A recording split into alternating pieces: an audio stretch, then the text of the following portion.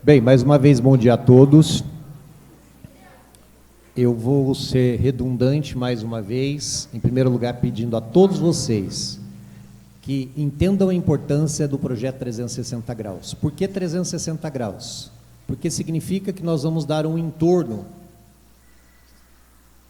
em relação a todas as profissões que nós conseguimos trazer durante este ano, para que cada um de vocês tenha uma noção vasta das mais diversas profissões, das quais um dia vocês terão que optar para o futuro de vocês. Esse projeto ele tem uma fundamental importância, tanto que os alunos do ensino médio hoje terão de observar, anotar, para que possam ter como conteúdo para a avaliação mensal do bimestre. Já tivemos alguns profissionais aqui e hoje nós teremos a oportunidade de conhecer como que funciona um júri. O júri ele está embasado numa profissão chamada de advogado. O advogado ele tem que ser formado em uma faculdade, como é o caso do Dr. Flávio Castanho, formado na Faculdade de Direito em Marília, que é inclusive o advogado da nossa escola. O direito ele atua em várias áreas. A palavra direito ela vem de uma palavra directum, do latim vulgar, que aliás que é onde se origina o nosso idioma hoje falado no Brasil. E esse directum, ele é o particípio passado do verbo dirigere, também do latim. Que na Idade Média surge um termo que dá nome a essa questão do direito, que é ius, com i, ius, que depois passa a ser jus. Ius significa justo, e que etimologicamente está associado a uma outra palavra, regulare, que significa regra. Portanto, a palavra direito, ela nos indica que nós temos que andar em linha reta, de acordo com normas pré-estabelecidas, regras e, principalmente, a questão da proteção humana. Então, essa é a função daquele que faz bacharelado em Direito e que vai atuar nas mais diversas áreas que o Dr. Flávio vai poder esclarecer bastante para a gente. Existe a área civil, criminal ou penal, como quiserem, a trabalhista, a imobiliária e tantas outras que o direito, inclusive internacional, pode atuar. E assim todos nós temos de entender que somente por meio de regras, regulamentos e normas é que nós conseguimos nos desenvolver enquanto cidadãos de bem. E a aula de hoje, ela serve para que todos vocês aprendam, fundamentalmente, disciplina, porque num júri, e o que vocês verão hoje aqui é um júri popular, que o doutor vai explicar. Não existe manifestação do público, apenas se pode assistir de maneira civilizada, democrática, respeitando o trabalho de todos. Então, aproveitem esse momento, porque o direito é uma das ciências primeiras que vem logo após a filosofia, que é a ciência mãe de todas as outras, e que a partir da res pública surge então a organização social, e que para isso precisa necessariamente da figura de um advogado. Então eu quero que recebam de forma muito carinhosa Dr. Flávio Castanho, advogado, inclusive, do Colégio Cristão Shekinah.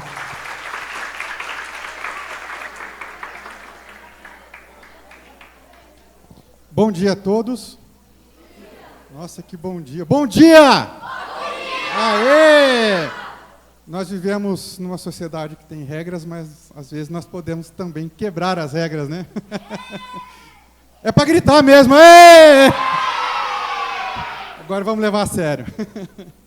Um pouco a sério. Vocês já me conhecem aqui, meu nome é Flávio, eu sou advogado do colégio há 4 anos. Eu me formei na Faculdade de Direito de Marília em 2001, sou advogado desde 2002. Sou advogado há 23 anos. A primeira metade da minha carreira jurídica, eu fui advogado de departamento jurídico de empresa. Eu ficava interno em empresas e fazia o departamento jurídico, como eu faço aqui no colégio. A segunda parte da minha carreira foi como advogado em escritório de advocacia. Trabalhei num escritório de advocacia por alguns anos, depois eu comecei a trabalhar sozinho no meu escritório de advocacia e, paralelamente, também faço o departamento jurídico aqui do colégio.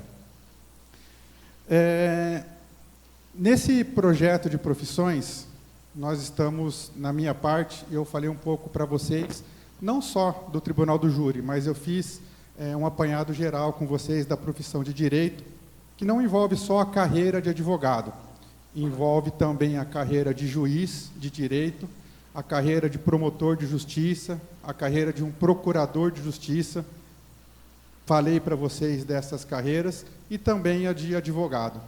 Carreiras de juiz, promotor e procurador são carreiras que dependem de um concurso público. E a de advogado, a aprovação na prova da Ordem dos Advogados do Brasil. Nós temos várias áreas do direito, e vai ficar muito longo se eu for falando para vocês aqui de todas. As mais conhecidas são a área civil, a área criminal, a área trabalhista e a área tributária. Essas são as áreas mais conhecidas. E nós optamos, porque precisávamos fazer uma atividade, me sugeriram fazer uma audiência e eu optei pelo Tribunal do Júri. Por quê? Porque o Tribunal do Júri ele envolve o maior número de pessoas, então nós poderíamos envolver a maior quantidade de alunos, e também por ser na área criminal, é algo assim que é bastante estimulante, porque o Tribunal do Júri, 50% do Tribunal do Júri, ele é técnica jurídica, e os outros 50% emocional. O Tribunal do Júri ele mexe muito com a emoção das pessoas, e por isso que nós optamos por fazer o Tribunal do Júri, para estimular todos os alunos a participar. O que é o Tribunal do Júri? O Tribunal do Júri é um julgamento feito para crimes dolosos contra a vida. O que é um crime doloso contra a vida? O crime que se tem a intenção de matar. Todos os crimes, eles são julgados por um juiz. Todos os crimes são julgados por um juiz, com exceção de um crime doloso contra a vida, aquele que tem a intenção de matar uma pessoa. Nesse caso, embora seja um juiz que conduza todo o julgamento em si, ele é feito por cidadãos do povo, cidadãos comuns do povo, que não necessariamente precisam ser formados em direito, são chamados de jurados, são 7 jurados, e são eles que fazem o julgamento do réu, certo? E nós escolhemos aqui situações para esse júri simulado que envolvam também a possibilidade de legítima defesa. Então, nós escolhemos alguns temas para o julgamento que possam envolver, ou não, isso que vai ser decidido no júri, situação de legítima defesa. Por quê? Normalmente, quando se tem um tribunal do júri, um crime doloso contra a vida, o réu já chega assim, com uma grande possibilidade de ser condenado. Por isso que nós escolhemos um tema, uma situação em que envolve a legítima defesa, porque fica 50% de chance de condenação e 50% de chance de absolvição. E aí podemos ter mais esse meio que um entretenimento entre os advogados e os promotores com a participação dos juízes. Ok? Então, queria fazer esse apanhado geral. E, para não tomar muito tempo, nós vamos já dar início ao primeiro júri, São os alunos do 6º ano.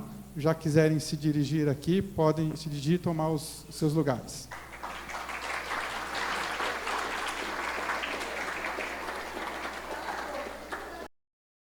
Vamos iniciar o julgamento do réu Ricardo Messi Júnior.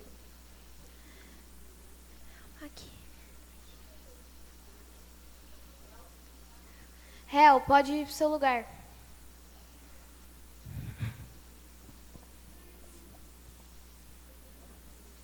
Réu, você raspou no carro do Eduardo?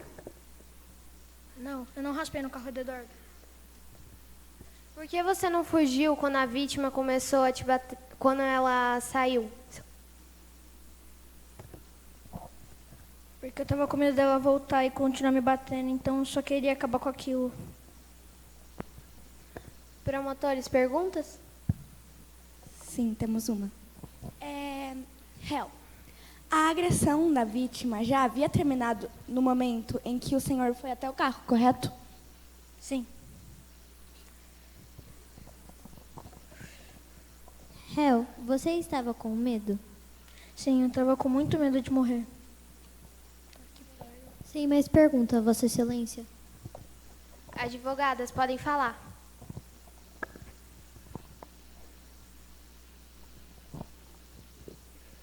Réu, você temeu pela sua vida? Sim, eu tava com muito medo de morrer ali. Réu, você pegou o macaco quando o Eduardo saiu ou quando ele estava voltando? Não, quando ele estava voltando. Sem mais perguntas, Excelência? Réu, pode ir para o seu lugar. Agora vem a primeira testemunha.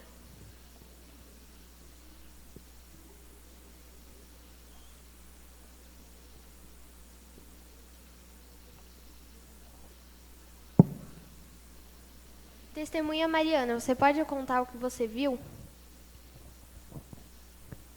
Bem, eu estava na festa, indo para o estacionamento para pegar meu carro. Aí eu vi os barulhos de briga, de discussão, e quando eu me virei, eu vi o réu e a vítima brigando e se batendo. Então, depois de um tempo, a vítima, ele se afastou, e o réu, ele foi para o porta-malas do carro, pegou o macaco, e quando a vítima voltou, o réu bateu o macaco na cabeça da vítima. Qual era o estado físico do réu? Ele estava muito machucado e sangrando. Promotores, perguntas?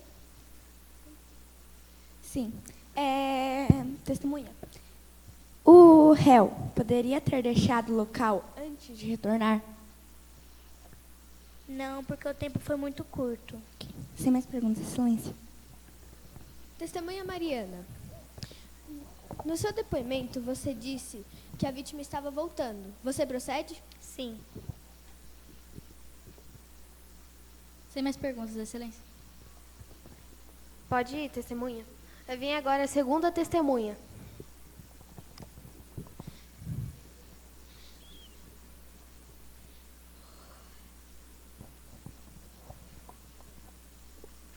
Testemunha, você pode me contar o que você viu? Eu também estava na festa, fui pegar meu carro para ir embora e vi a vítima agredindo o réu. Aí eu vi a vítima se afastando e vi o réu indo no porta-mala para pegar o macaco e dar na cabeça dele. Mas a vítima já estava voltando. Qual que era o estado emocional do réu? Ele estava muito nervoso e estava muito agressivo e estava muito machucado. Promotores, perguntas?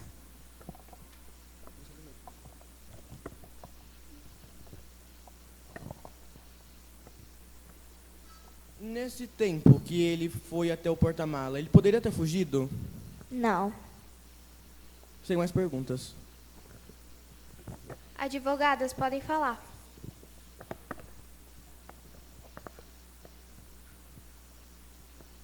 Como era o estado físico da vítima?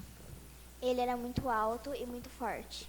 Mais forte do que o réu? Sim. Sem mais perguntas, Excelência? Pode ir para o seu lugar, testemunha. Vem agora a terceira testemunha.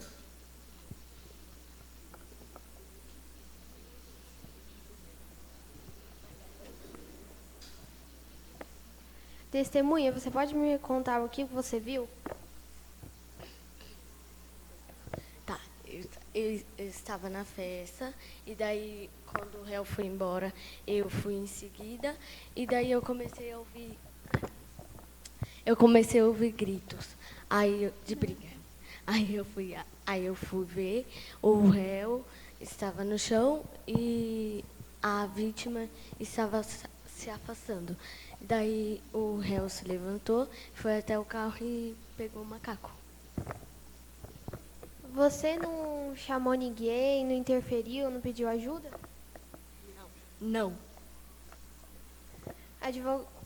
Promotores, perguntas? Sim. Testemunha, o comportamento do réu foi imediato ou houve tempo entre os fatos? Houve um tempo entre os fatos. Mais perguntas, Excelência?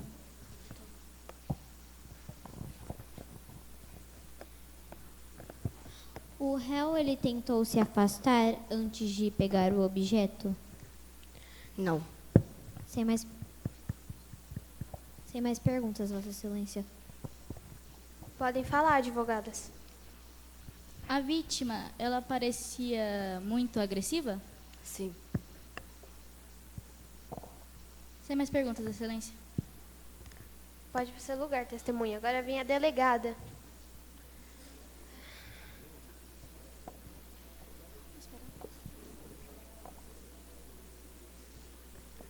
Delegada, como que estava a cena quando você chegou?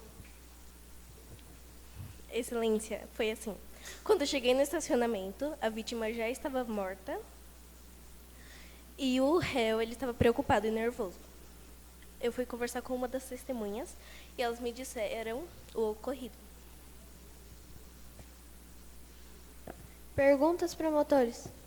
O lugar, o estacionamento, era apropriado para o réu fugir? Sim.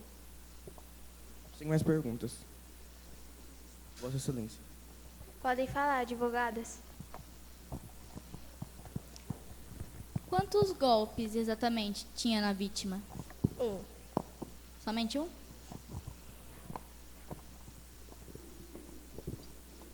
Sem mais perguntas, Excelência.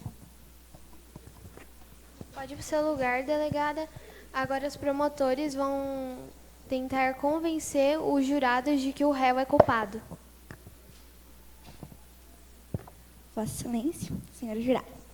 Hoje, este tribunal não enfrenta um mistério. Não há dúvidas complexas, nem versões impossíveis de se conciliar. O réu não tentou fugir. Ele teve tempo e teve a intenção. Ele tirou uma vida, levou alguém a óbito. Isso não pode ser ignorado. Assim como nossa delegada falou, o lugar era apropriado para o réu fugir. Então, por que ele não fugiu? Porque ele não quis. Ele teve a intenção de matar. Ele quis matar. Ele poderia ter ido ao carro, poderia ter sentado e poderia ter ido para casa.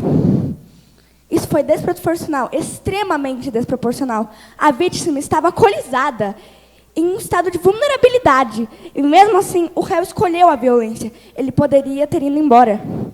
Poderia ter evitado, mas não. Ele foi até o carro, pegou um objeto pesado e voltou. Isso não é impulso, isso é escolha. Quando alguém escolhe a violência, mesmo tendo outras opções, essa pessoa precisa ser responsabilizada. Hoje não estamos julgando um simples ato. Isso custou uma vida. Por isso, a única resposta justa é a condenação do réu. A defesa pode tentar suavizar ou tentar explicar os fatos, mas não pode mudá-los. E os fatos são claros. O réu matou uma pessoa. Qualquer pessoa sabe disso. Senhores jurados, eu peço para que se responsabilizem e façam o certo, que é a condenação do réu.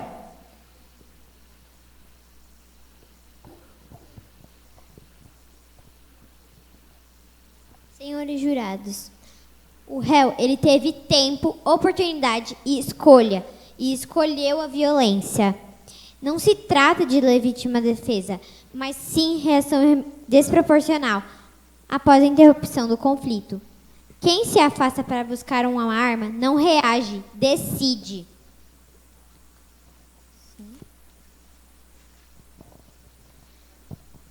O réu, ele não agiu por impulso. Ele se afastou, foi até o carro, abriu o porta-malas, pegou o objeto e voltou por escolha, por conta própria. Isso não é reação imediata, isso é decisão. A vítima estava desarmada, a resposta foi extremamente desproporcional. Ele poderia ter ido embora, poderia ter evitado, mas preferiu a violência. Senhores jurados, isso não é defesa, é excesso. E excesso que mata é crime. Por isso eu peço que reconheçam a responsabilidade pelos fatos e condenem o réu.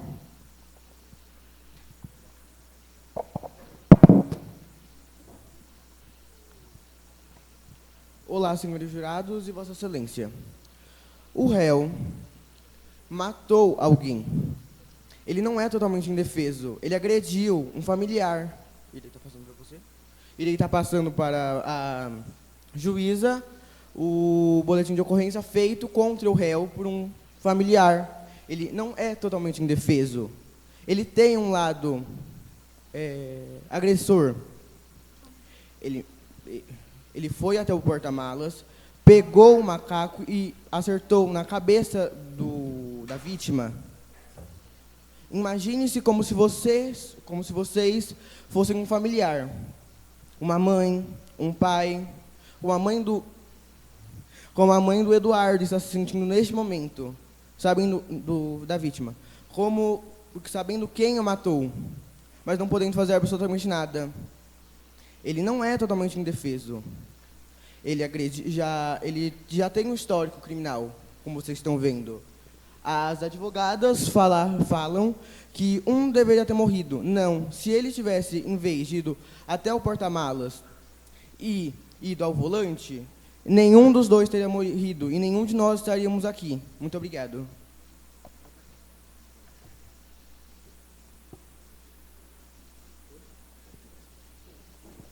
Agora é a vez de vocês, advogadas.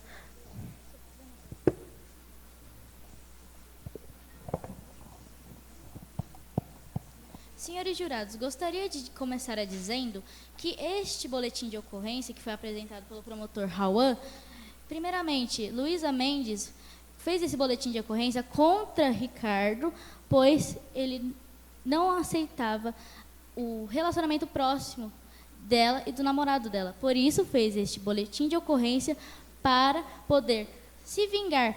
Mas, se vocês forem ver, ela já retirou a queixa e por isso gostaria que vocês não relevassem esse documento apresentado.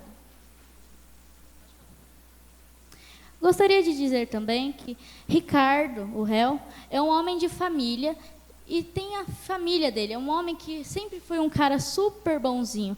Nunca fez nada de errado. Como um homem de estatura baixa e magro conseguiria se defender de um homem mais alto e mais forte, como dito nas testemunhas?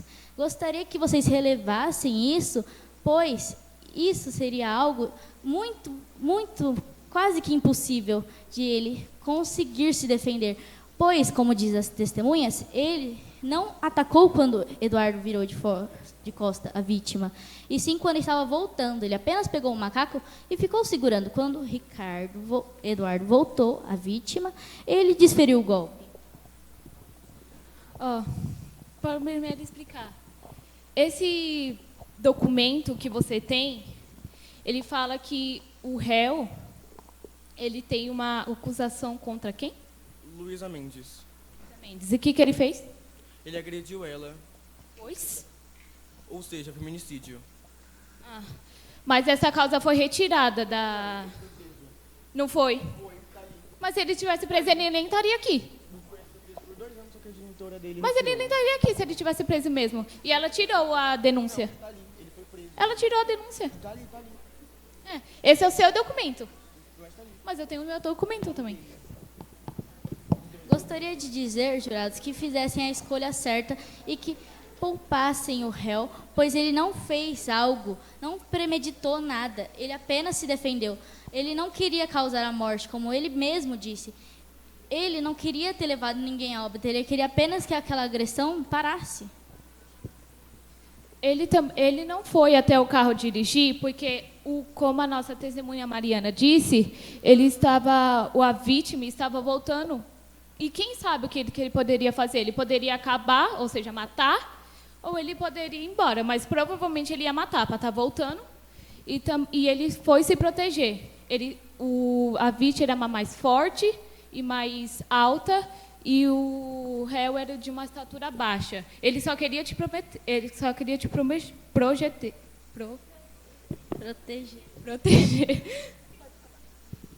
Por isso eu gostaria que vocês relevassem e tomassem a decisão certa, que o réu não teve culpa. Realmente ele cometeu um crime, mas isso foi apenas defesa, pois como próprios dizem, e o próprio depoimento dele diz que Eduardo estava voltando. Por isso eu gostaria que levassem a decisão certa.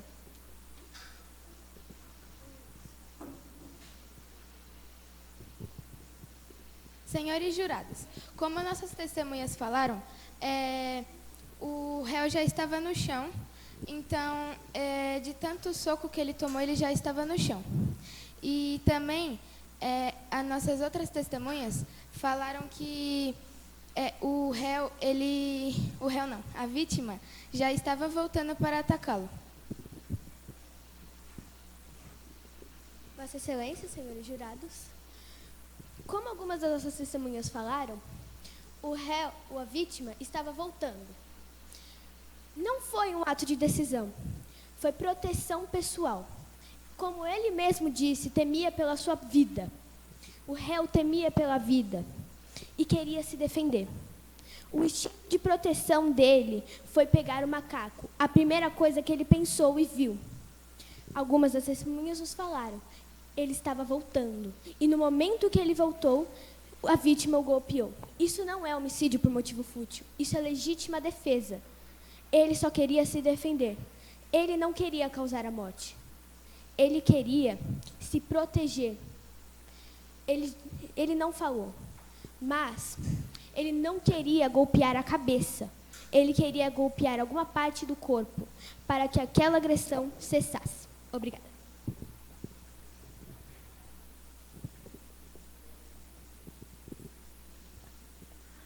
Agora os jurados vão decidir se o réu é culpado ou inocente.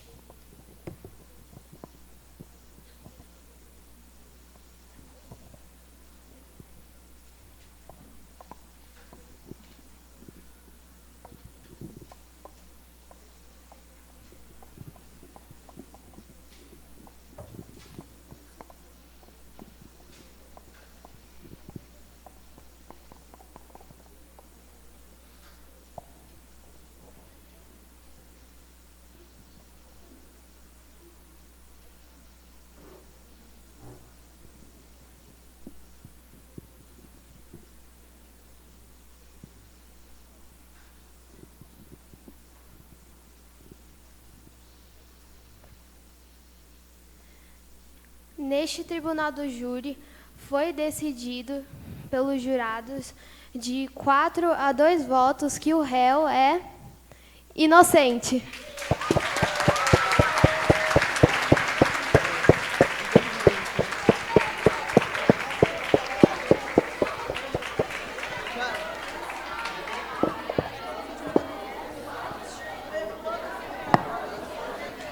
Só um minutinho, todos vocês aqui. Atenção.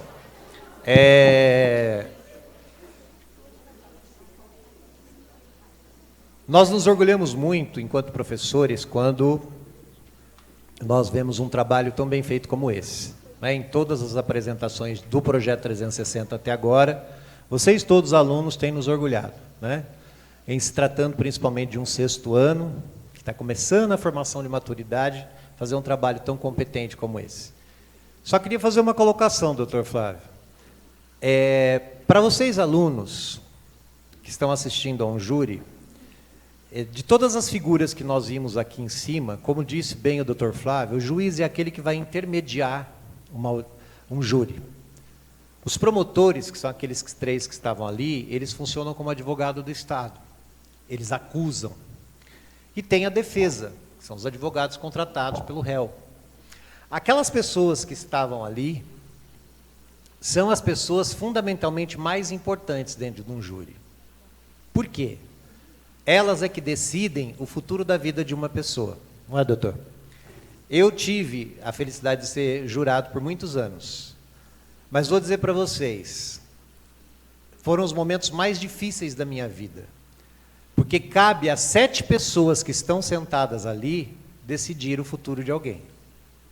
Por isso que no direito há um termo que diz o seguinte: indúbio pro réu. Ou seja, em caso de dúvida, absolva o réu. E essa frase cabe não ao juiz, não ao promotor, não à defesa, mas cabe à cabecinha de cada um dos que estão ali no júri. Porque se tiverem dúvida de que o réu não cometeu, não mande um inocente para a cadeia. É preferível um bandido solto a um inocente preso. Apesar de que, tem outra frase muito importante do direito, doutor, em latim, que diz: dura lex, sed lex. A lei é dura, mas é lei. Parabéns, próxima turma a se organizar. Só um minutinho, antes aqui de terminar. Só um segundinho, pessoal. Ei, deixa eu falar uma coisa aqui. Foi um júri simulado, onde 7 jurados entenderam pela absolvição, mas não houve uma derrota ou uma vitória. Aqui, hoje, entre promotores e advogados, não houve alguém que ganhou ou alguém que perdeu, porque vocês viram que o trabalho que eles fizeram, tanto os promotores quanto os advogados, foi um trabalho perfeito. Os jurados decidiram que, nesse caso, não houve um crime doloso contra a vida, houve sim uma legítima defesa. Mas o trabalho empenhado, tanto pelos advogados quanto pelos promotores, eles foram exatamente iguais, eles foram praticamente perfeitos. Então não houve uma vitória dos advogados, nem uma derrota dos promotores. Se fôssemos julgar o trabalho de ambos, todos receberiam nota 10. Tá? Então, não houve ninguém que perdeu aqui, mas sim todos nós ganhamos com uma participação praticamente perfeita dos alunos. Tá bom? Mas, oi. Tá. E só mais uma coisa que é importante. No tribunal de júri real, os jurados eles não votam aqui. Eles entram para uma sala e, em secreto, junto com o juiz, os promotores e os advogados, que é feita a votação. Mas aqui, por uma questão mais prática, nós estamos fazendo aqui na frente. Tá bom? É isso. Mais uma salva de palmas. Muito obrigado a todos. Estamos iniciando o julgamento de Pedro Henrique, acusado de homicídio de Rafael Almeida. Pode vir, réu, ao seu lugar. Sente-se. Nos conte, nessa festa universitária, como que o senhor agiu dessa forma? Por quê? Quando eu vi meu amigo sendo espancado por aqueles homens, por ele ser meu amigo, eu quis defender.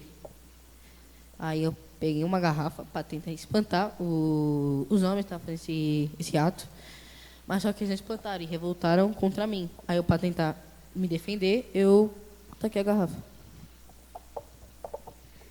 Alguma pergunta? Sim. A vítima que você agrediu, ela estava armada por algum acaso? Não, ela não estava armada. E você foi agredido? Fui. Sem mais perguntas, excelência. Alguma pergunta, advogados? Prossiga. Réu, você tinha alguma possibilidade de fuga?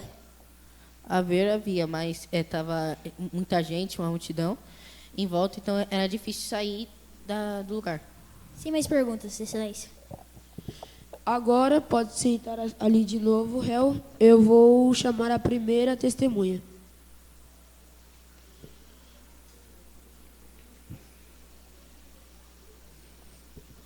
Bom dia, senhor Arthur.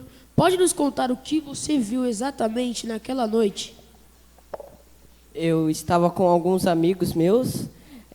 Na festa eu não bebi.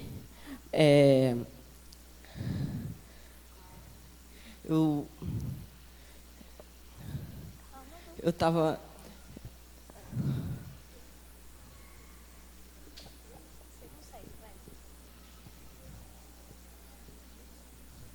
Foi quando eu vi a briga começar, né, dos dois. A briga começou do nada, eu não vi como começou a briga, mas eu vi depois eles brigando. A gente tentou até separar a briga, só que a gente não conseguiu, porque eles começaram a se bater muito. E até um amigo meu chamou uma ambulância. Por acaso, ali, a vítima, o que foi agredido e morto, ele tinha alguma arma, alguma coisa em mãos? Não, senhor. Tá, alguma pergunta, promotores? Eu tenho. No seu campo de visão, você conseguiu ver se o réu ele foi agredido primeiro? O réu não foi agredido primeiro. E ele só foi bater a garrafa assim ou ele jogou ela de longe? Ele jogou perto dele. Sem mais perguntas, Excelência. Advogados? Sim. Quando você estava na briga, você viu se tinha alguém fosse tentar separar? Tinha como as pessoas iam bater nessa pessoa que ia separar ou elas estavam batendo só no Lucas por um motivo específico? Eu acho que elas estavam batendo no Lucas por um motivo específico. Sem mais perguntas, Excelência. Pode sentar no seu lugar. Muito obrigado, senhor Arthur. Venha a segunda testemunha.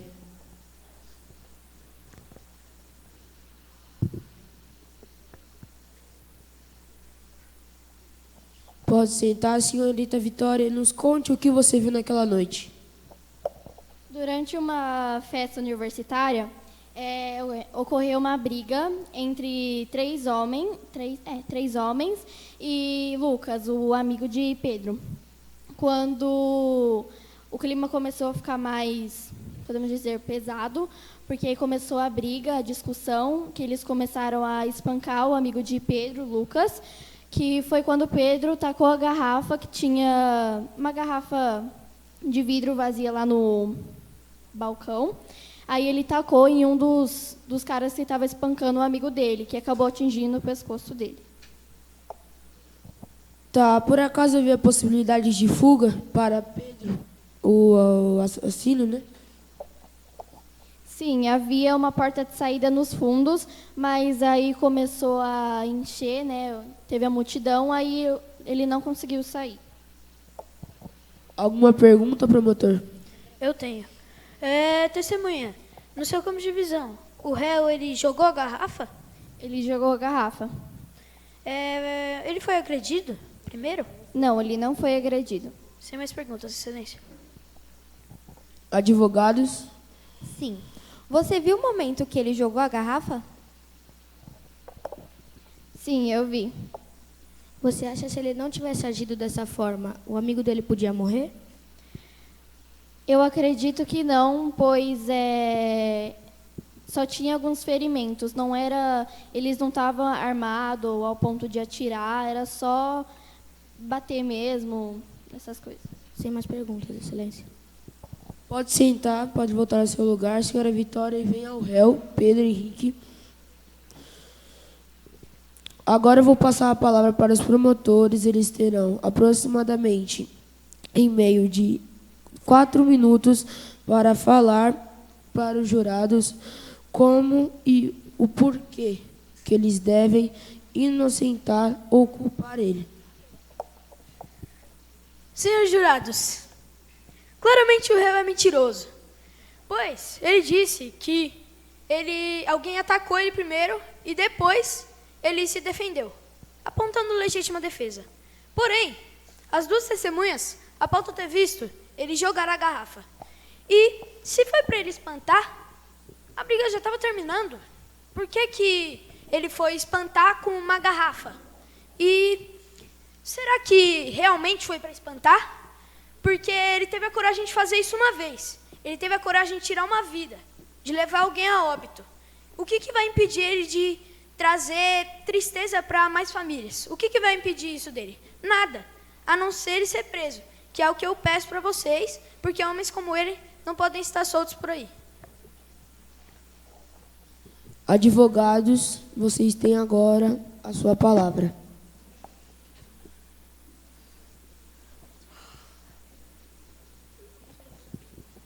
Queridos jurados, nós estamos aqui defendendo um homem que ele em nenhum momento ele quis matar, em nenhum momento ele quis tirar a vida de uma pessoa, mas sim defender o seu amigo. Ele só quis, ele foi defender, ele não foi prejudicar, ele não quis, ele não vai fazer isso de novo porque ele se sente arrependido pelo que ele fez. Nós estamos defendendo um homem que tirou uma vida não de propósito, mas o promotor está defendendo o homem que estava tirando a vida do amigo do réu. Então, nós não podemos deixar que o réu seja preso por causa disso, porque em nenhum momento ele tentou matar, mas sim espantar. E se fosse algum familiar de vocês, amigo de vocês, sendo espancado no chão, o que vocês iam fazer? Ver o seu amigo morrendo na sua frente. Você tinha que tomar alguma atitude. Por isso eu peço que vocês libertam ele. Senhores jurados, no artigo 25 do Código Penal Brasileiro, ele é claro.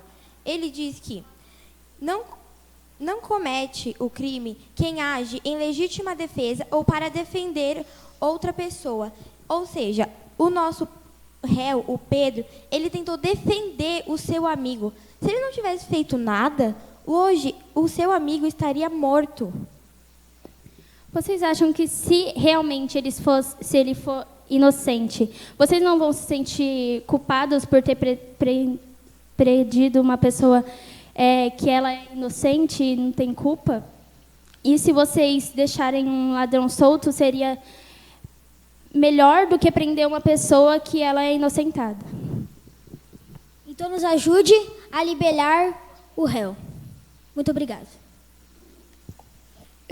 Agora vamos que os jurados vão decidir se ele é inocentado ou culpado.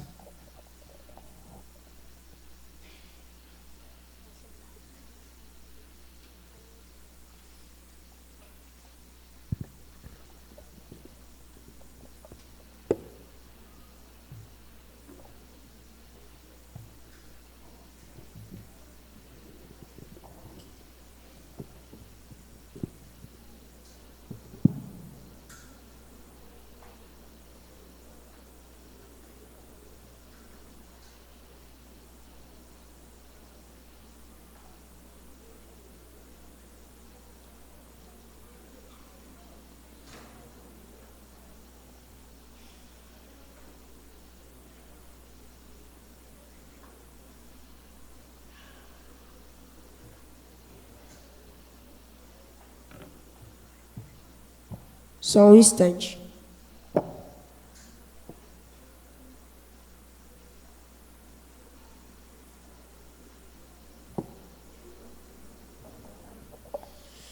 Já temos uma decisão. A decisão nesse tribunal, com uma diferença de votos de 4-3, o réu é inocentado.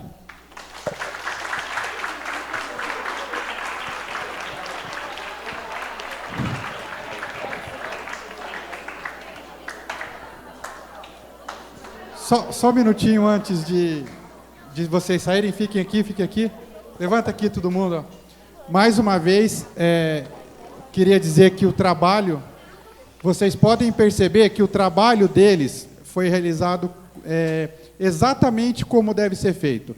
O promotor, ele se atentou em oferecer uma acusação visando caracterizar o cometimento de um crime doloso, e a defesa fez o trabalho para descaracterizar a existência de um crime doloso, tentando provar que foi uma legítima defesa, ainda que não tenha sido uma legítima defesa própria, mas foi uma legítima defesa de terceiros, que também é considerada caso de absolvição pelo Código Penal. Então, o trabalho que foi feito, a tese que foram defendidas tanto pelos promotores como pelos advogados, foi feito de forma perfeita e eu queria mais uma vez desse uma salva de palmas para todos.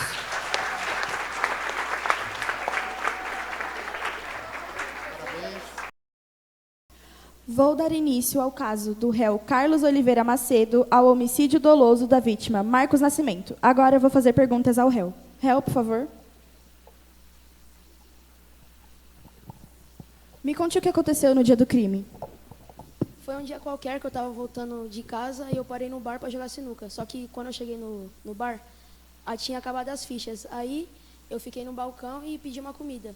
Aí quando eu pedi a comida, chegou a vítima, bêbada e me empurrando. Aí ela começou a me ameaçar falando que daqui a pouco ia voltar para me matar.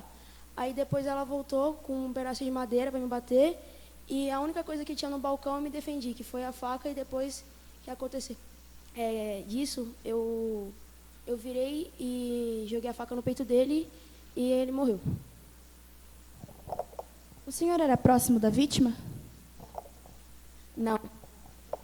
O senhor pensou em sair do local ao invés de reagir?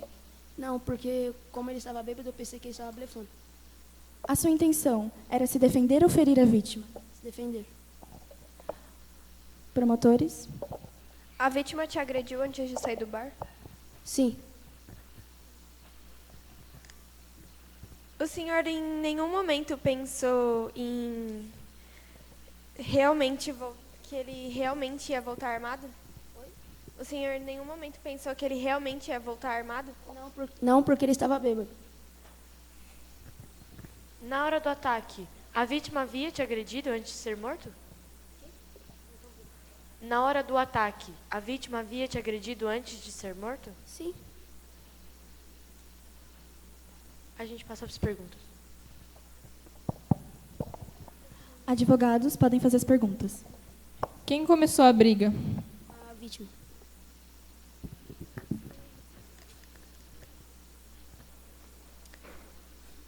Em relação ao senhor, qual era a diferença de altura? Ele era bem maior que ele, tinha aproximadamente uns 2 metros de altura.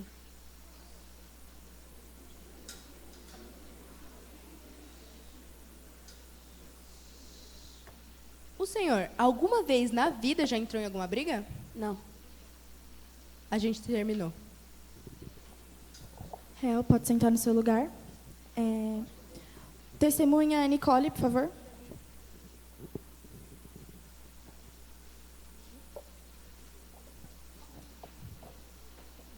Me conte o que aconteceu no dia. Eu tinha saído do curso de inglês, aí eu com a minha amiga, a gente foi no bar, que era o único lugar aberto. Aí a gente pediu uma batata, aí a gente sentou para conversar. Aí a gente começou a ouvir barulho de discussões, até que a gente ouviu uma ameaça dizendo que a vítima falou que ia voltar armada. Aí, depois de uns 10 minutos, ela voltou com um pedaço de pau e o réu, ele pegou uma faca do balcão e deu no peito da vítima. A ameaça que a vítima fez de voltar armado parecia uma ameaça séria? Sim. Na sua visão, o réu tinha outra opção? Não. Promotores? A discussão era comum ou era violenta? Era violenta.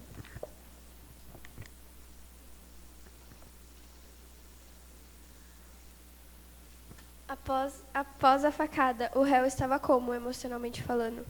Ele estava desesperado. Encerramos as perguntas. Advogados?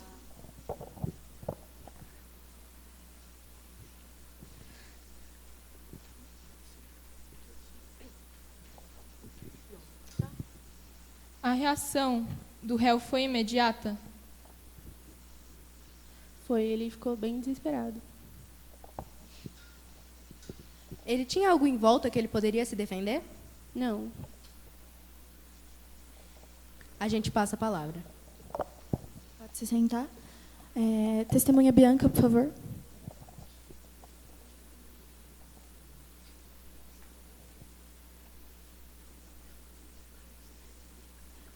Me conte o que a senhora viu no dia do crime. Eu estava saindo do cursinho de inglês e não tinha nada aberto. A única coisa que tinha aberto era o bar. E aí eu e a minha amiga, a gente foi comer lá. E nisso que a gente estava conversando, a gente ouviu uma briga, né? E aí estavam gritando e tal. E aí quando a gente viu, já tinha acontecido, né, a cena que ele pegou a faca e deu na vítima. O réu tentou evitar a briga antes da agressão? Sim. Na sua visão, havia outra forma de se defender? Não. Passo a palavra para as promotoras. Havia a possibilidade do réu desviar o ataque da vítima? Não. A ameaça parecia séria ou não? Parecia séria. Encerramos as perguntas. Advogados? Quando o Marcos voltou, o clima ficou tenso? Sim, ficou muito tenso. A senhora ouviu a vítima dizendo que voltaria armado? Sim. Marcos, a vítima parecia apenas um homem bêbado ou ele parecia um homem irritado? Um homem bêbado. A gente acabou. Pode sentar no seu lugar. Delegado, por favor.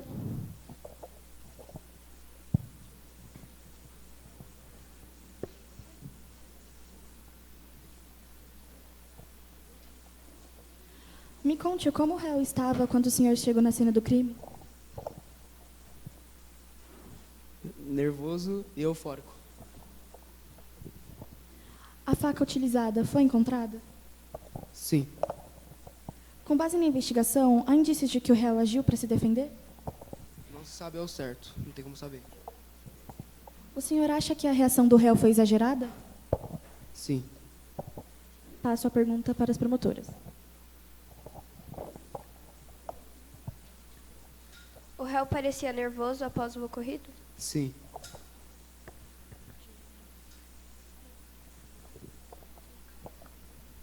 A gente passa as perguntas. Advogados? Que tipo de nervoso o réu apresentava? Nervoso de raiva ou nervoso de apreensivo? De apreensão, apreensivo. E euforismo. Eufórico. Foi investigado se a vítima tinha comportamento agressivo? A vítima tinha. E o réu? Alguma vez teve comportamento agressivo? Não, essa foi a primeira. A gente passa a palavra. Pode se sentar. Perita.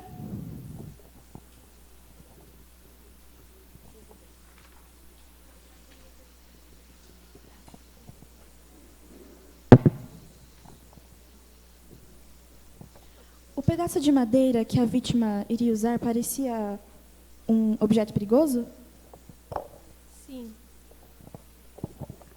Com base nas consultas do corpo da vítima, dá para saber se a facada foi uma facada de perto ou uma facada de longe? Foi uma facada mais ou menos assim. 70 centímetros. Agora, passo as perguntas para as promotoras. Um golpe nessa região possui um alto risco de morte? Sim.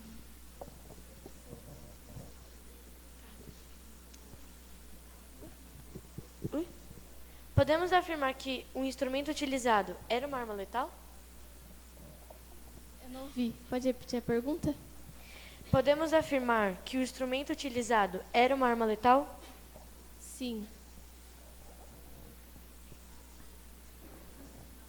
A gente passa as perguntas.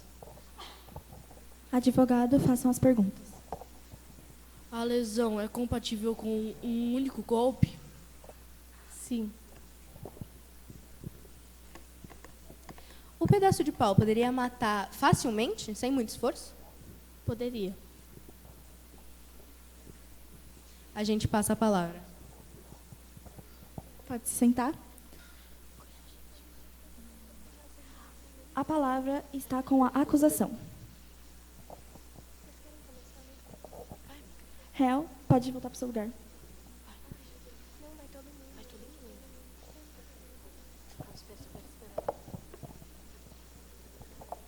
A palavra está com a acusação.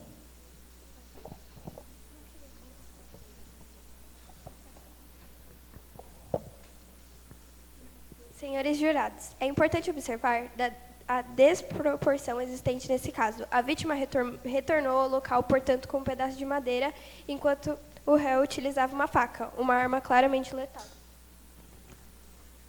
Além disso, não há indícios de que o réu tinha tentado evitar o confronto, porque ele ficou ali durante 10 minutos em vez de fugir. Em vez disso, ele recuou, nem sequer defendeu... Eita, pera. Não há indícios de que o réu tinha tentado evitar o confronto, recuar ou sequer se defender utilizando meios menos agressivos. Ele não buscou proteção, não tentou se afastar e pedir ajuda. Em vez disso, escolher a ação extrema possível.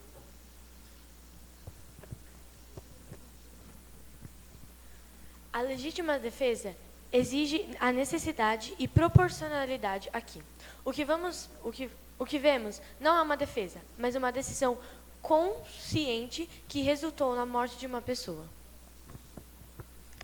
Se vocês fossem ameaçados, porque conforme as testemunhas haviam dito, uma ameaça séria, uma ameaça de voltar armado, uma ameaça que a maioria das pessoas do bar levariam em consideração. Se vocês fossem ameaçados, se a família de vocês fossem ameaçadas e tivesse tempo para fugir, vocês não fugiriam? Não escapariam da morte? Mas, em vez disso, o réu escolheu ficar no lugar achando que era qualquer blefe.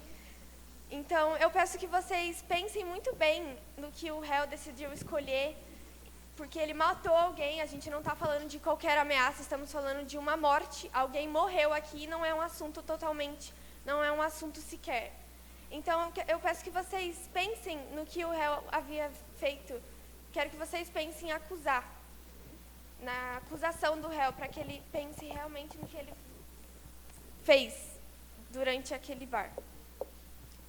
É isso. A palavra está com a defesa.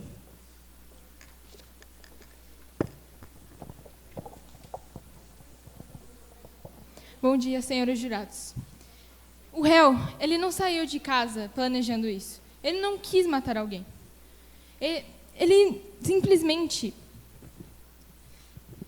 apenas se defendeu. Ele foi ameaçado, sim. Só que ele não levou em consideração a palavra de um bêbado. Era apenas um homem bêbado, totalmente fora de si, ameaçando um homem que só queria se divertir e acabar com algo fútil, algo, sabe? Se divertir, saiu de casa para jogar uma sinuca e distrair a mente. Ninguém sai de casa pensando em matar. Ele não tinha motivação para matar esse homem. Não tinha para que ele destruir a própria vida pela vingança de alguém que ele acaba de conhecer. Não tinha motivação. Enquanto ele estava lá, 10 minutos depois, o que ele menos espera acontece. A vítima volta realmente armada e vindo em sua direção com ódio. Então, quando ele desfere o golpe na vítima, ele não faz com maldade, mas sim com medo de perder sua própria vida. Ele não queria matar ele, ele estava claramente desesperado, protegendo a sua própria vida, para ele não morrer. Se coloquem no lugar do meu cliente. Se agora o meu cliente estivesse morto, nesse instante, quem estivesse aqui fosse a vítima seria inocentada? Não tem motivação para colocar um inocente na cadeia que só se defendeu para ele não ser morto. O réu é um homem trabalhador, pai de família. É um homem comum, com sonhos e responsabilidades. Por que ele faria isso? Ele não quis isso, como eu disse no começo. Eu peço a vocês que vejam ele como um ser humano, que no momento de desespero e pânico, agiu para se defender.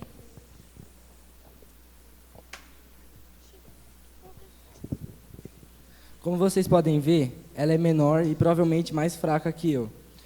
Assim como o Carlos era mais fraco que a vítima, que tinha quase 2 metros. Esse negócio de arma desregulada ou reação desproporcional não existe. Vocês viram na prova real agora que ela reagiu a uma mera garrafa. Eu não precisei fazer isso com um policial ou com um delegado que são treinados. Eu fiz isso com uma pessoa normal, que nem Carlos era, Marcos era e todos vocês são. Agora, eu quero que a decisão de vocês seja guiada pela justiça, mas também pela empatia. O que vocês fariam? Vocês esperariam ser atacados ou vocês iam se defender? Vocês não ficariam com medo? A gente pede para que vocês se coloquem no lugar do réu. A gente só pede para vocês serem justos e pensarem, vocês morreriam naquele instante ou vocês se defenderiam? A gente terminou. Os advogados podem se sentar. Agora chegou a hora dos jurados votarem. E os senhores jurados devem votar de acordo com as provas apresentadas e sua consciência.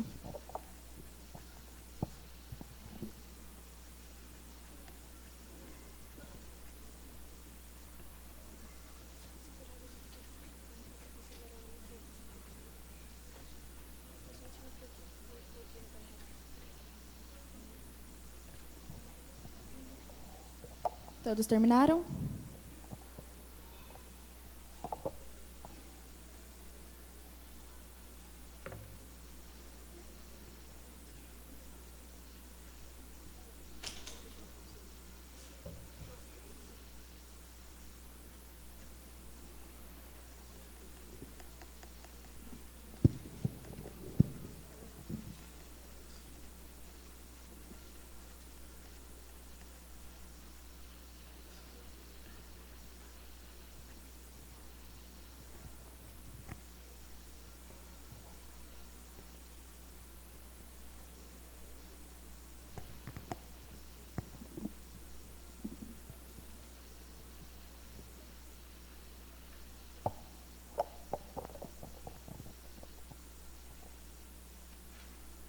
Por decisão desse tribunal do júri, de 7 votos a 1 voto, o réu foi considerado inocente.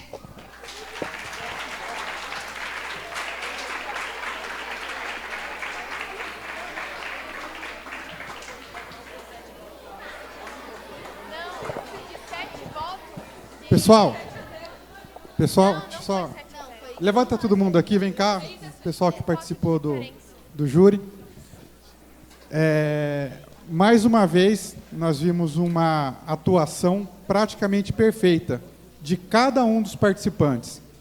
E eu estava vendo ali de baixo, todos os juízes que atuaram aqui, eles ficam com uma postura igualzinha a de um juiz de direito quando está no tribunal do júri. E aí depois eu comecei a analisar tanto os advogados como promotores, as testemunhas, os jurados. Eles estão com uma atuação perfeita, cada um no seu papel. Eu que já acompanhei vários tribunais do júri, eu consegui perceber que cada um estava exatamente muito parecido, tanto com o juiz, como com os advogados, com os promotores, e até mesmo os termos que são utilizados por eles, inclusive também pelas testemunhas, pelo delegado de polícia, pela perita, os termos técnicos também que foram utilizados estão muito parecidos com o que é na realidade. E como eu disse, mais uma vez, disse da primeira vez, não é aqui como ganhar ou perder, mas sim foi feito um julgamento com base nos fatos e nos argumentos, o réu foi considerado inocente, mas não houve assim uma derrota ou uma vitória entre advogados e promotores, porque a atuação deles foi muito semelhante. O que houve, sim, foi uma interpretação de um fato que eles entenderam que houve uma absolvição. Tá bem? Então, pedir mais uma salva de palmas para todos que participaram aqui. É isso. Vamos dar início ao Tribunal do Júri com o julgamento de João Alcântara de Souza, acusado de homicídio culposo contra Paulo Afonso de Moraes. Aqui diz que você é filho de Vilma Alcântara de Souza e Hermindo Souza Silva Velespe, e reside na rua José Padre Anchieta, número 124, com tal crime acontecendo aproximadamente meia-noite. Solicito que o réu venha ao local prestar seu depoimento.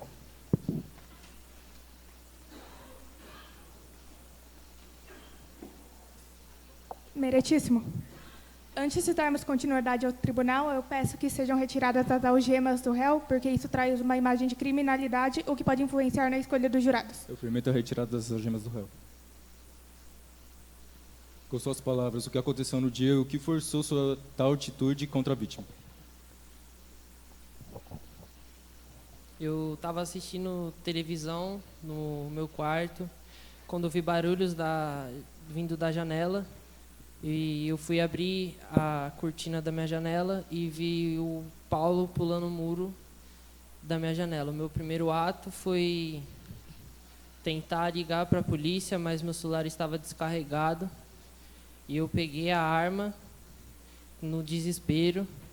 Eu desci as escadas, porque minha casa tem 2 andares, e o Paulo estava mexendo nas gavetas da cozinha, e aí eu dei um tiro no Paulo. Foram um tiro com a intenção de matar ou simplesmente de se defender? Foi um tiro para tentar imobilizá-lo e esperar meu celular carregar para tentar chamar a polícia. Faço a pergunta para a promotoria. Por que você tem um porte legalizado? Eu tenho um porte legalizado porque eu sou ex-delegado de polícia. Você não acha que você poderia ter agido de outra forma? Sim, eu poderia ter agido de outra forma, mas no calor do momento eu simplesmente atirei. Faço a pergunta para os advogados. Como você se sentiu na invasão? Eu me senti no desespero, eu estava desesperado naquele momento e eu não sabia o que fazer na hora. Há quanto tempo as agressões de Paulo acontecem contra a Carla? Quanto tempo as agressões de Paulo contra a Carla têm ocorrido? Mais ou menos uns 5 meses desde o namoro deles. Eles namoraram 1 ano e 7 meses. E havia essas agressões desde os 5 meses que eu fui descobrir que Carla chegou em casa com o olho roxo. Eu perguntei o que era para ela e ela não me respondeu. Eu perguntei se foi Paulo e ela balançou a cabeça dizendo que sim.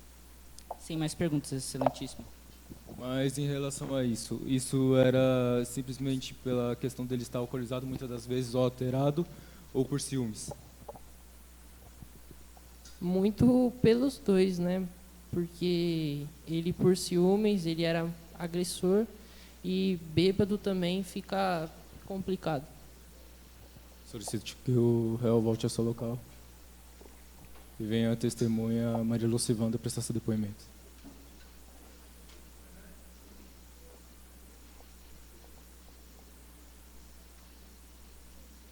Conte-me o que você viu no dia do ocorrido.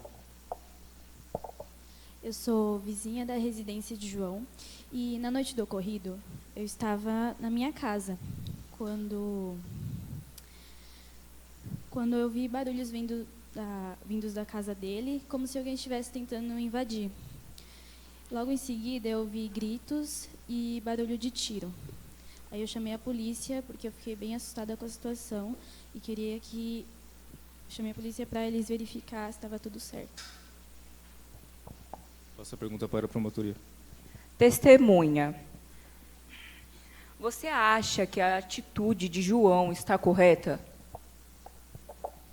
Bom, como ele é delegado, eu acho que ele devia ter agido de uma maneira mais cautelosa em relação a isso. Sem mais perguntas. Faço a pergunta para os advogados. A senhora já presenciou alguma briga de Paulo? Não. Sem mais perguntas, excelentíssimo. Pode voltar para o seu local e venha a testemunha Jorge prestar seu depoimento sobre o que viu no dia do ocorrido.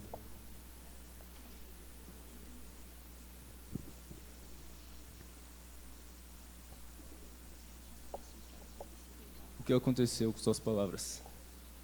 Eu estava assistindo televisão na minha sala quando eu escutei barulhos vindo da rua Eu olhei pela janela e vi Paulo pulando o muro.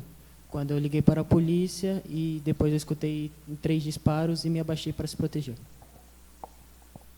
Promotoria, alguma pergunta a fazer? Ele estava bêbado? Não deu para perceber. Não há mais perguntas. Advogados, alguma pergunta a ser feita? O senhor já conhecia o histórico agressivo de Paulo? Sim, já vi ele ser agressivo várias vezes. Sem mais perguntas, excelentíssimo. Hoje eu tô professor. Venha a testemunha Arlindo Cruz prestar seu depoimento.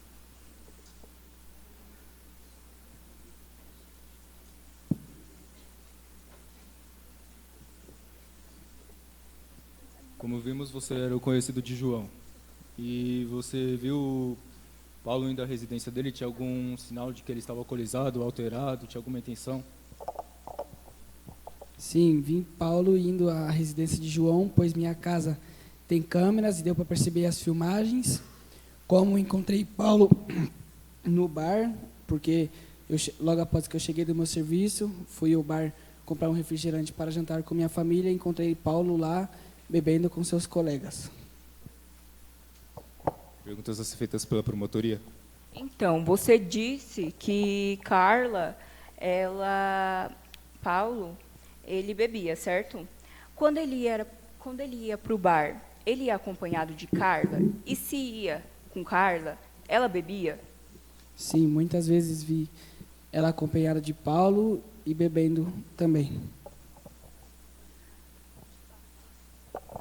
Passo a pergunta para os advogados. Paulo já fez uma ameaça com arma de fogo? Para mim, não. Você já viu Paulo bebendo com seus amigos e talvez agredindo Carla? Por motivo de estar alcoolizado, já vi muitas vezes agressão verbal e fisicamente também. Sem mais perguntas, excelentíssimo. Solicito que volte ao seu local. E venha o delegado de polícia prestar o depoimento.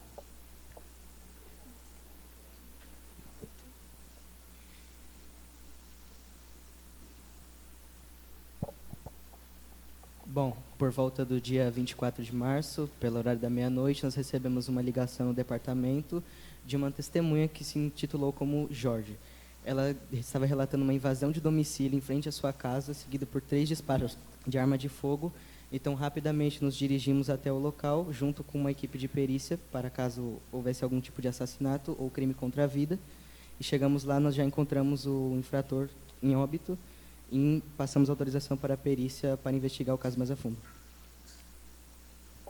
E onde exatamente foram os tiros? A perícia vai detalhar mais isso, mas elas foram mais na região do torso peitoral.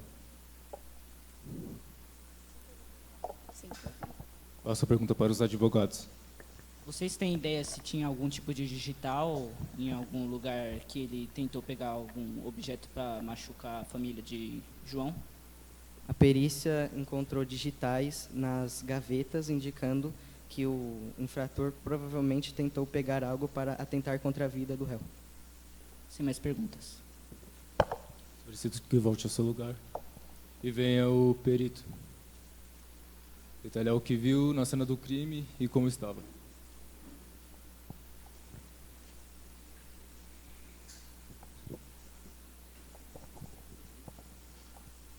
Bom, durante a investigação, eu tive a conclusão de que foram encontradas três marcas de tiro perto da região do peito, onde foram um do lado do peito esquerdo, outro perto do ombro e outro no outro lado do ombro. E nisso, as marcas de digitais também foram encontradas em uma gaveta, onde estava cheio de lâminas afiadas. Então, eu pude ter a certeza de que Paulo estava procurando alguma arma para tentar machucar a família do réu. Alguma pergunta a ser feita pela promotoria? Não. E pelos advogados? Você teria ideia de como Paulo estava, se ele estava alcoolizado? Como foi a pergunta? Você teria alguma ideia se Paulo estava alcoolizado? Bem, quando a gente foi verificar o corpo de Paulo, a gente sentiu um cheiro muito forte de álcool, então eu tive a certeza de que ele estava um pouco bêbado. Sem mais perguntas, excelentíssimo. Solicito que volte ao seu lugar. E venha a filha do réu prestar seu depoimento sobre tal vítima.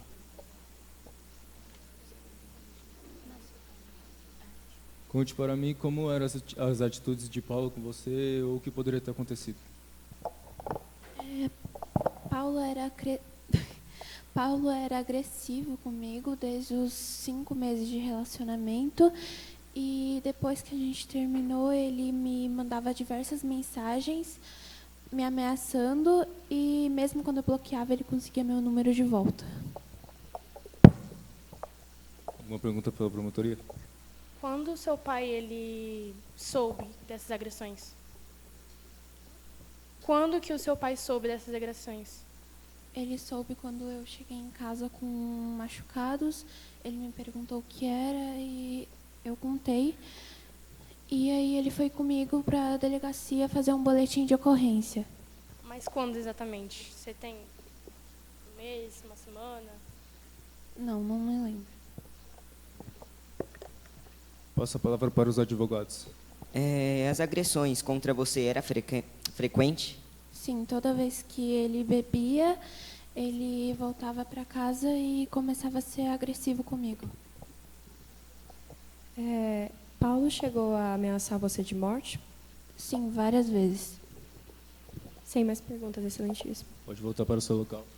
E agora eu vou passar a pergunta para a promotoria para tentar o convencimento de que os jurados, de que o réu é culpado. E vem o réu para o local destinado.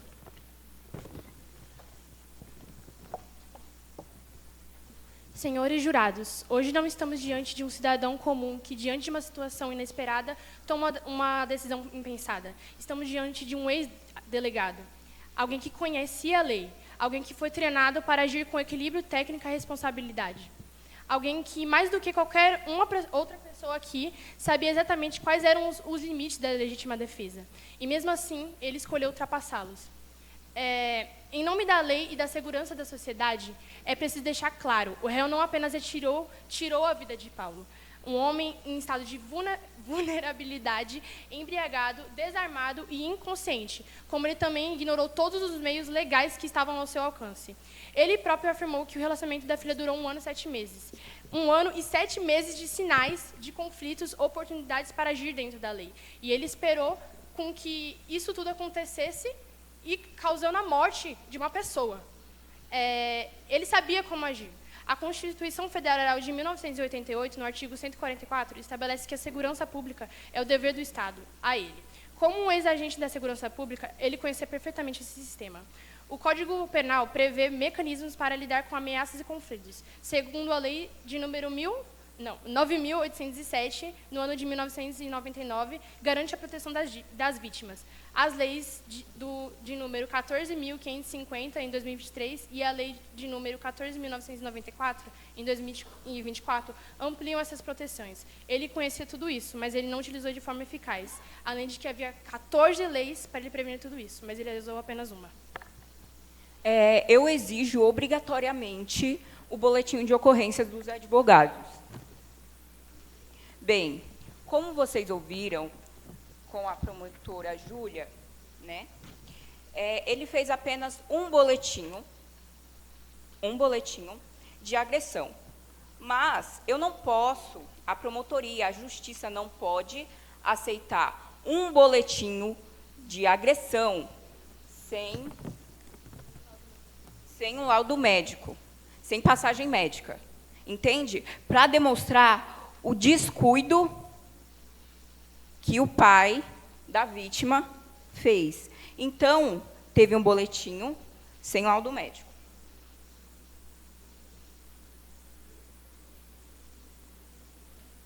Além do mais,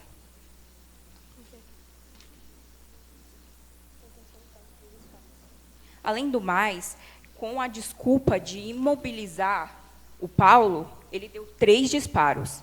No cargo dele, ele pode muito bem usar outras técnicas para mobilizar, não uma arma. Isso mostra descontrole de sentimento. Como pai, responsabilidade de pai, ele tem que ter um autocontrole para controlar filha e família. Como que ele pode atirar numa pessoa assim, com esse todo descontrole? 3 tiros. 3, com uma arma de fogo relatado. A vítima, além disso, estava vulnerável, estava bêbada. Quando a pessoa está bêbada, todo mundo sabe que ela está inconsciente. Então, a atitude de pular o muro, de mexer nas gavetas, foi inconsciente. E atirar em alguém nesse estado de vulnerabilidade é sim crime. Além disso, novamente, né, como ex-delegado, ele deveria sim saber das próprias leis que aprendeu. A defesa ela vai tentar suavizar a situação, mas acontece que ela matou uma pessoa. Isso é homicídio, isso é um crime. Ele morreu por um suposto medo de um delegado. Imagina o que ele pode fazer com esse porte legalizado. Não é certo, não é? Exatamente, não é certo. A gente quer o bem da sociedade. E quando a gente fala de um pai irresponsável, que teve desequilíbrio emocional na hora de pegar uma arma, sendo ex-delegado, é perigoso para a sociedade.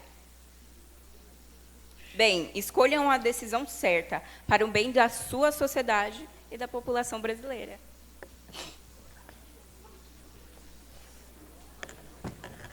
Passo a palavra para os advogados tentar convencer os jurados de que o réu é inocente.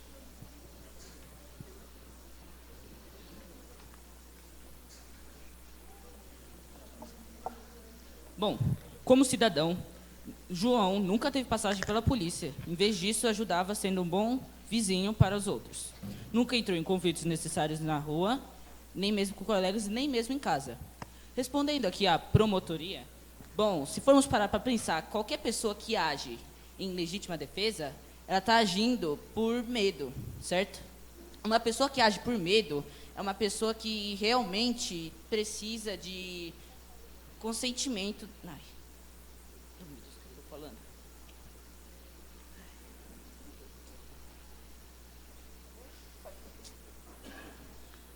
Bom, como já dito anteriormente, Paulo agrediu Carla várias vezes, chegando a machucar de tal maneira.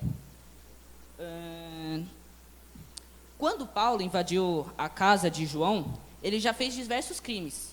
Bom, indo para as leis, temos o artigo 147 do Código Brasileiro, ameaça, artigo 140 do Código Penal também, injúria, e artigo 121, tentativa de homicídio e tentativa de feminicídio.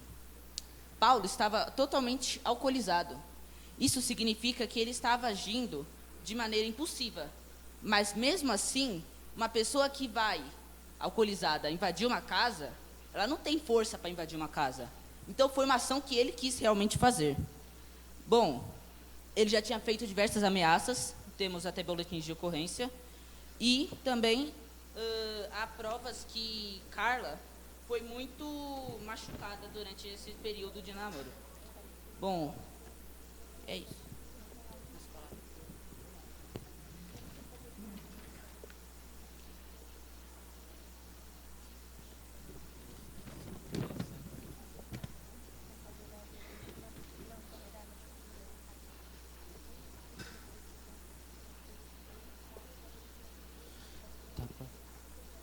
Tudo isso indica que o Paulo estava querendo realmente machucar a família do João. E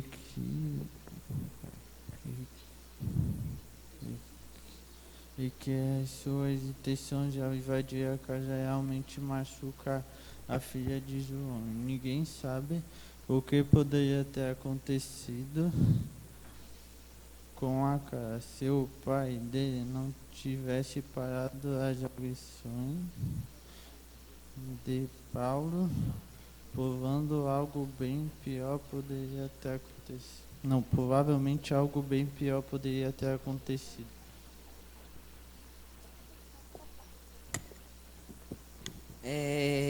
Antes dos nobres jurados fazerem uma acusação e mandar alguém para a cadeia, eu peço que vocês se coloquem no lugar de João. Vamos supor, você está deitado na sua cama normal assistindo sua televisão. Quando você escuta um barulho de uma pessoa que já havia ameaçado sua família, tanto de morte como de agressões. Ela pula o seu quintal. O que você vai pensar sobre as intenções dessa pessoa? Que ela quer apenas dar um oi para você ou ela quer te matar? Porque se uma pessoa invade sua casa, descumprindo o Código Penal do artigo 150 de violação, que proíbe a entrada ou a permanência não autorizada na casa alheia de suas dependências, quando ele fez isso, ele acabou descumprindo essa lei. E por que ele estaria, tanto que ele estava alcoolizado, como foi dito pela promotora, como que passaria pela cabeça de alguém mexer numa gaveta onde contém facas, tanto que foi achado marcas, a gaveta foi bagunçada, essas coisas. João desceu, e o que você faria? Você esperaria ele pegar uma faca, porque a polícia não é capaz de chegar em menos de 30 segundos, que é o tempo suficiente de Paulo pegar uma faca e acabar assassinando uma família. Então ele tomou as devidas precauções com seus meios de defesa para defender sua família. Antes de começarmos, Vossa Excelência, eu tenho aqui uma captura de tela que foi tirada da filha de Paulo, do celular da filha de Paulo.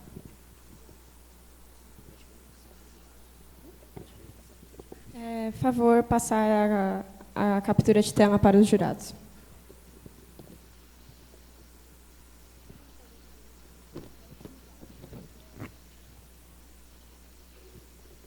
Como já tinha sido dito pela filha do réu, a vítima tinha feito ameaças violentas para ela, assim como isso já foi comprovado por mensagens e ligações anteriores vistas nos celulares da filha.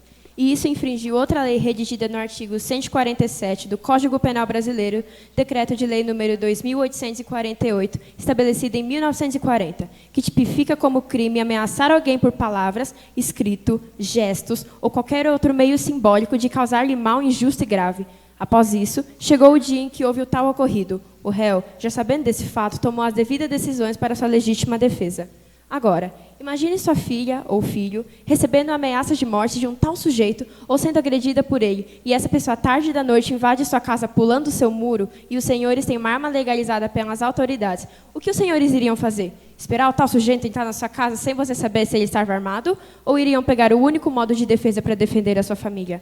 Assim, Excelência e nobres jurados, não se pode admitir uma condenação baseada em dúvidas ou suposições. Onde há dúvida, deve prevalecer a inocência. Por isso, a defesa confia que será feita justiça com a absolvição do acusado. Senhor juiz, senhores jurados, vamos ao ponto central. João estava em casa, à noite, com sua família, quando houve uma invasão. Não era uma visita, era uma ameaça.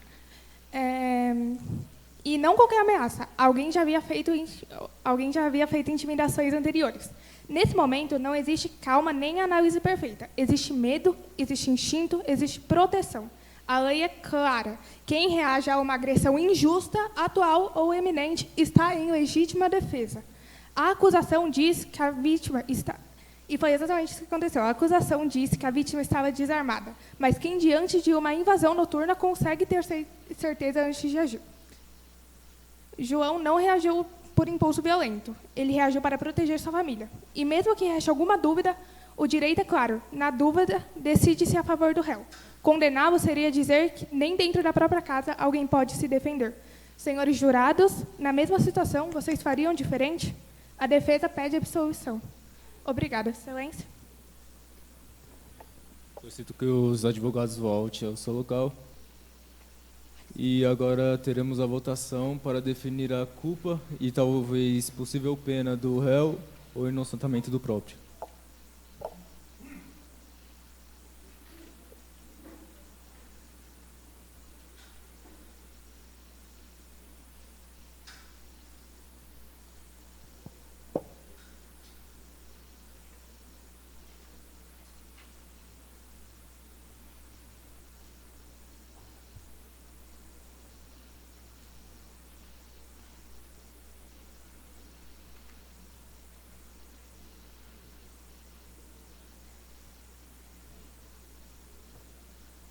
Só um minuto.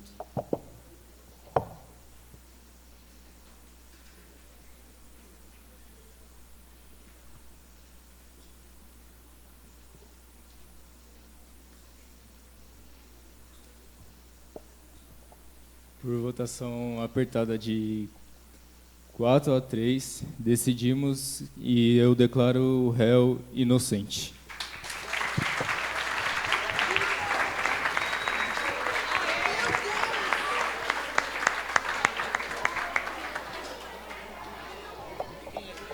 Pessoal, só um minutinho. Só um Silêncio. segundinho.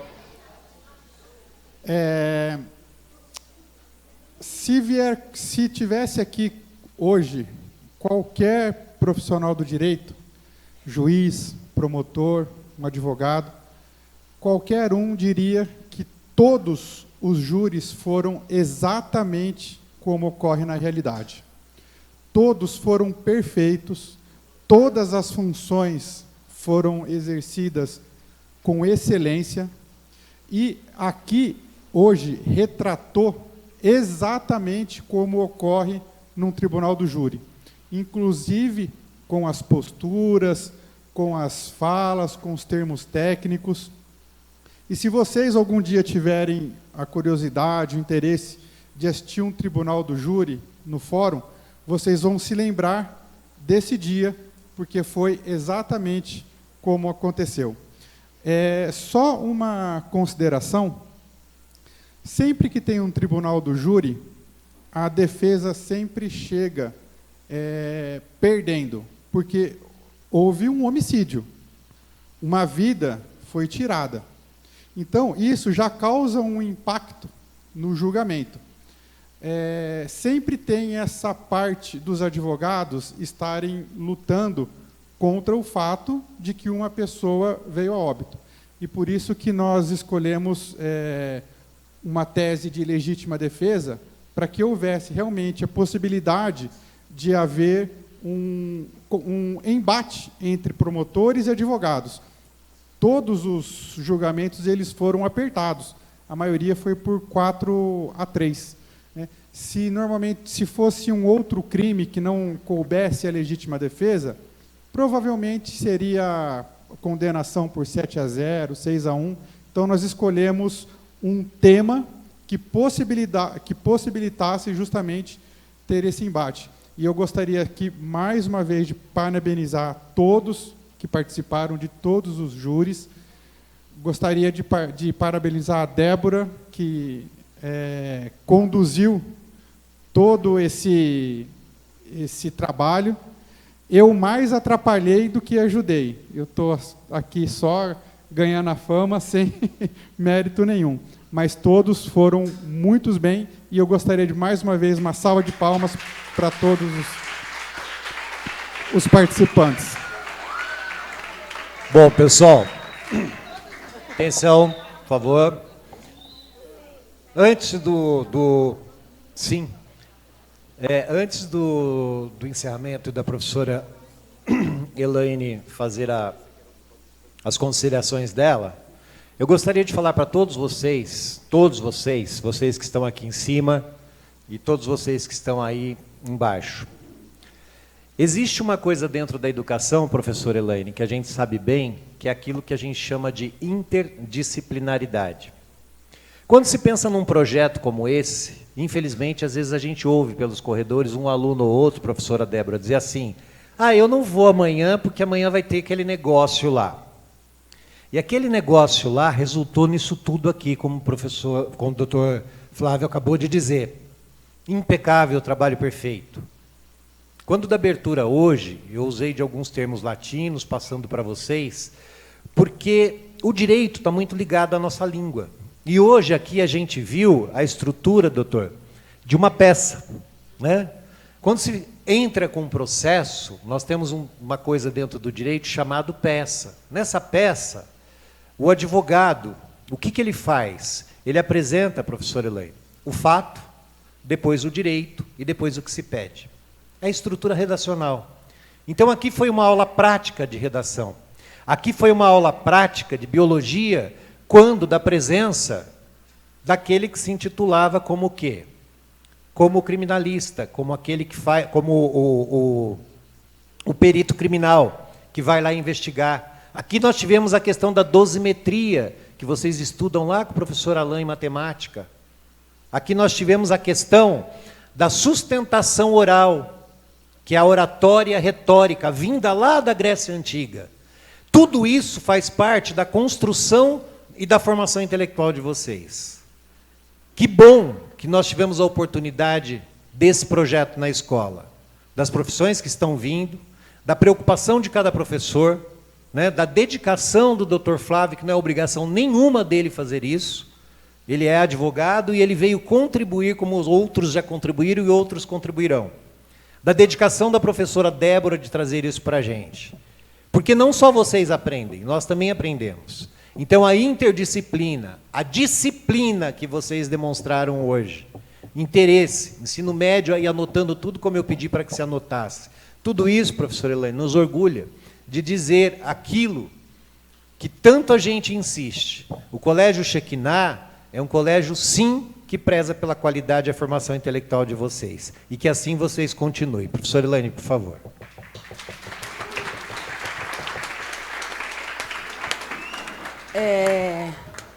Como eu já havia dito para vocês, esse projeto foi o Espírito Santo quem nos orientou a fazer. E parece loucura. E realmente as coisas de Deus são loucura. Agradecer a Prodébora, que compartilha das mesmas loucuras, né? Toda loucura que eu falo, ela vai em cima. Agradecer a todos os alunos. Foi emocionante para mim ver a materialização deste trabalho, que nasceu primeiro lá no coração de Deus. Eu tenho certeza que daqui sairão alguns advogados. Eu pude contemplar com os meus olhos. Desde o 6º ano até o 9º, eu vi alguns advogados que já vão sair desta formação.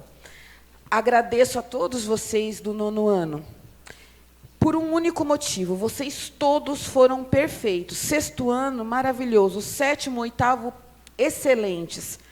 Mas, em especial, ao 9º ano, porque vocês, além de atuarem, vocês fizeram uma coisa maravilhosa. É uma emoção muito grande para mim ter o João Vitor aqui representando essa classe, porque só quem viu como ele chegou é que pode saber a vitória que nós tivemos hoje aqui em ver ele atuando com vocês.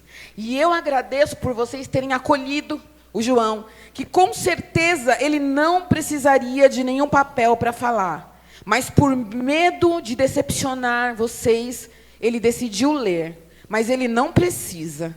Ele tem dentro dele toda a defesa para qualquer um que estiver precisando. Então, eu quero que vocês aplaudam ao João por esta atuação.